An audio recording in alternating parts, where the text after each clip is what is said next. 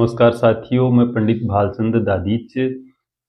हस्तरेखा देखना सीखने के क्रम में आज हम बात करेंगे संतान रेखाओं के बारे में। हम ये समझेंगे कि व्यक्ति के हाथ में ये संतान रेखाएं कहाँ पाई जाती है, जिनको देख करके हम ये अंदाज़ा लगा सकते हैं कि व्यक्ति को कितनी संतानें होगी, कैसी होंगी और उनकी संख्या कितनी होगी, कितने लड़के होंगे, कितनी लड़कियां होगी। इन सब के बारे में हम अनुमान लगा सकते हैं, सटीक अनुमान लगा सकते हैं।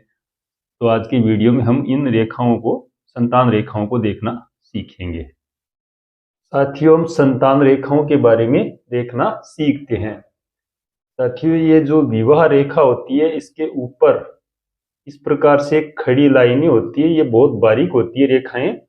ये जितनी रेखाएं होती है उतनी संतान होती है, लेकिन किसी किसी के हाथ में ये संतान रेखाएं यहाँ नहीं होती है, तो ये नहीं है कि उसके संतान नहीं होगी। यदि किसी व्यक्ति के संतान रेखाएं यहाँ पर ना हो तो इस जगह जो मंगल का क्षेत्र हो, यहाँ पर ये नीचे से जो रेखाएं निकल के ऊपर आती है, इनसे संतान की संख्याओं का अंदाजा हम लगा सकते हैं।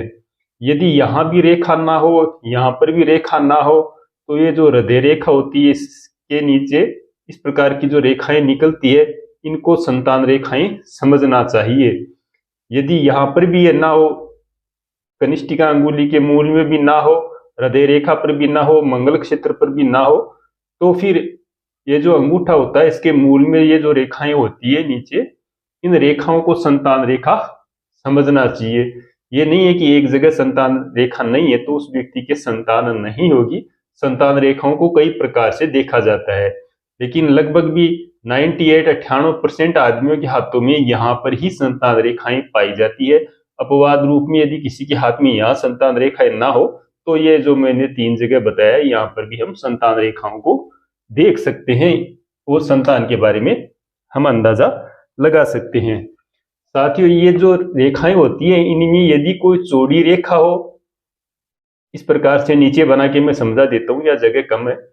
यदि ये रेखाएं चौड़ी हो तो ये पुत्र, इनको पुत्र समझना चाहिए कि भाई इतने पुत्र होंगे। यदि रेखाएं पतली हो, एकदम पतली मात्रा में बनी हुई हो, तो समझना चाहिए कि इतनी लड़कियां होंगी। ये जितनी रेखाएं होती है उतनी ही लड़के और लड़कियां होती है। यदि ये जो रेखाएं होती है यहाँ पर बनी हुई, ये यदि बीच में से टूटी फूटी ना हो, एकदम स्वस्थ बनी हुई हो, स्वस्थ बनी होगी तो संतान भी स्वस्थ होगी। यदि ये टूटी फूटी अवस्था में बनी हुई होगी ये रेखाएं, तो संतान होती है वो अल्प आयु होती है, कम आयु वाली संतान होती है, वो जल्दी खत्म हो जाती है, उसकी आयु कम होती है यदि ये रेखाएं टूटी फूटी अवस्थाओं में होती है। किसी किसी हाथ में ये रेखाएं यदि सीधी खड़ी हो, उनको पुत्र भी समझा जाता है, और ये जो रेखाएं आगे जाकर यदि थोड़ी सी झुक जाए, इनको कन्याओं में गिना जाता है। सबके हाथों में अलग अलग प्रकार से रेखाएं बनी हुई होती है, तो मैं सभी प्रकार से आपको समझाने का प्रयास करूंगा ताकि आप सभी हाथों में देखकर समझ सकें। ये सीधी रेखाएं होती है, ये पुत्र की ओर संकेत करती है। ये रेखाएं छोटी बन के थोड़ी घूम जाती है, तो इसको हम कन्या संतान के रूप में समझेंगे, काउंटिंग करेंगे। अब हम बात करते हैं अगली स्थिति की।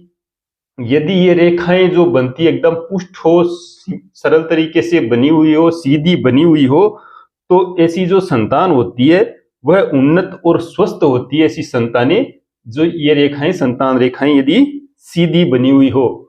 किसी किसी हाथ में यदि ये संतान रेखाएं बनती है, उस समय इस प्रकार का द्वीप का सा चिन्ह बन जाता है। नीचे या फिर ऊपर कहीं पर भी इस प्रकार का द्वीप का सा चिन्ह बन के फिर ये रेखा बनती है। ये स्थिति ठीक नहीं होती है, क्योंकि इस प्रकार की रेखाएं हाथ में हो और उसके संतान हो, तो वो संतान की आयु कम होती है, वो संतान जल्दी ही नष्ट हो जाती है। अतः इस रेखा को ठीक नहीं कहा गया है। संतान रेखा के ऊपर ये द्वीप का चिन्ह जो बनता है, ये ठीक नहीं कहा गया है। ऐसा मैंने कई हाथों में देखा है, और वो संतान ज्यादा दीर्घजीवी हुई भी नहीं, ज्यादा लंबे समय तक जी भी नहीं है। यदि ये संतान रेखाएं किसी हाथ में आगे तक बढ़ करके ये कनिष्ठिका अंगुली की जो नीचे का हिस्सा यहाँ तक छू जाए, तो ये स्थिति बहुत ही अच्छी होती है। इस प्रकार की जो संतान होती है वो यश प्रतिष्ठा दिलाने वाली होती है, खूब शिक्षित होती है ऐसी संतानें, और उसका प्रभाव जो होता है बहुत विशेष होता है जिनके इस प्रकार की संतान रेखाएं हो तो।